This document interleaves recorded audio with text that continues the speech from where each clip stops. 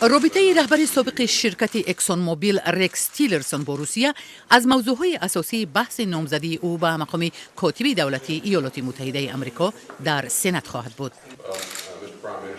تشکر برای استقبال گرم. این روزی تاریخی برای اکسون موبیل و روسنفت است. تحت رهبری تیلرسون شرکت بزرگ اکسون موبیل چندین قرارداد همکاری‌های مشترک را با روسنفت امضا کرد. از همه طرح گران ارزش کشف و استخراج نفت از قعر اقیانوس آرکتیک بود که 700 میلیون دلار را تشکیل می‌کرد. سال 2013 ولادیمیر پوتین به تیلرسون اردن دوستی را تقدیم کرد. اما یک سال بعد این طرح بنابر اشغال کریم از سوی روسیه متوقف شد. حکومت آمریکا در نسبت روسیه تحریم‌های اقتصادی را جاری کرد. مهمه سال 2014 تیلرسون در اجلاسی سهامان اکسون موبیل درباره تحریم ها صحبت کرد. در مجموع ما جانبدار تحریم ها نیستیم، زیرا از نگاه ما این تحریم ها وقت نتیجه می دهند اگر خصوصیت عاموی داشته باشند، اما نائل شدن به این خیلی مشکل است. تحریم های ایالات متحده اکسون موبیل را وادار کرد که از طرح کشف و استخراج نفت در آرکتیک و همین گونه از دیگر شرکت های مشترک بیرون شود. خسارات شرکت تا 1 میلیارد دلار حساب شده است.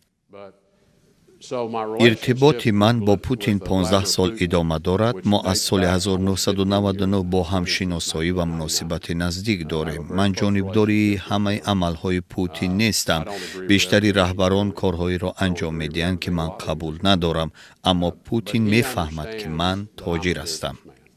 نزدیکی تیلرسون با روسیه هنگام بررسی نامزدی او در سنا سوالهای زیاد را به میان میآورد. جمهوری خواهان لینسی گریم و مارکو روبیو از انتخاب تیلرسون به این مقام نگرانند و آنها تنها نیستند.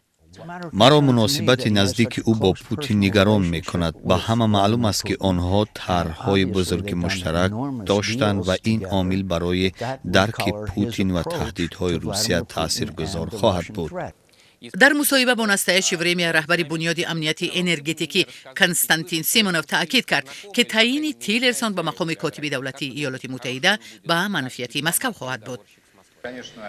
من فکر میکنم که این تعیینات برای ما مفید است، ولی نمیخواهم به آن بهای از حد زیاد دهم. یک چیز واضح است که او صاحب کار است. او به پوتین نزدیک تر بوده. پوتین او را بهتر میفهمد. طبیعتا خود پوتین از اول صاحب کار است و بعد سیاستمدار.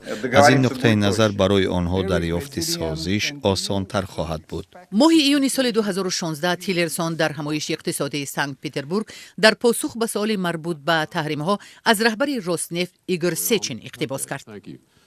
آن چیزی که مربوط به تحریم هاست، من به مثل دوستم سیچین جواب میدم. این کار حکومت است. اگر رکس تیلر به مقام کاتب دولتی ایالات متحده آمریکا انتخاب شود، او مجبور خواهد بود که این کلام را با عملش نیز ثابت کند.